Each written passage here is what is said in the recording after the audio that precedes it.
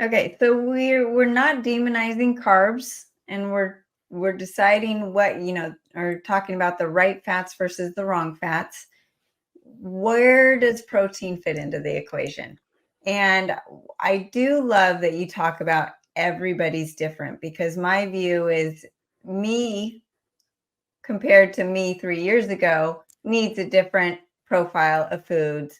And whatever my current state of health is, my immune system, my hormones, my weight loss, weight gain, goals, exercise, stress, all of those things matter. And you have to take them into an equation. It's not just a quick, look at your phone on an app and decide what your macros are. But where does protein fit into the equation? So protein is our primary building block for most of our tissues. We're talking muscle and bone and skin. Everything is made up of protein. And so we need to have enough of those building blocks on board.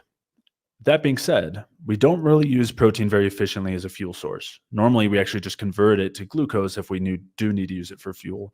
Sometimes we'll use the amino acids themselves, but that's less frequently happening. But so because of that, we have a very particular need for protein. And beyond that, any extra building blocks doesn't actually help us too much. So it's one where we do have that Goldilocks zone depending on the individual. And what they tend to find in the research, and this is research looking at people with really the highest protein needs. We're talking about people who are really trying to build a lot of muscle with resistance training. We're talking athletes. And what they find in that sort of population is that 0.63 grams of protein per pound of body weight is where we get the maximum benefit. And beyond that, we're not actually getting any more benefit to muscle mass and actually building tissue. I normally like to provide a little buffer there. So I'll normally suggest that we get between 0.6 and 0.8 grams of protein per pound of body weight as enough to cover our needs.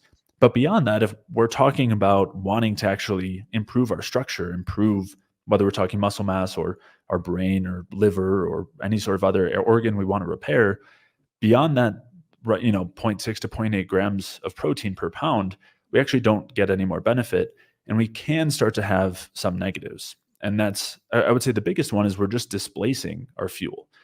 Protein can be very filling. And so if we're having a lot of protein, it's normally going to come at the cost of getting enough carbs and fats. And those are the ones that we actually need to produce energy that we need to build the structure. We need the energy there to construct. And so that's normally the range I would suggest that basically maximizes the benefit and doesn't come at the cost of the other macronutrients.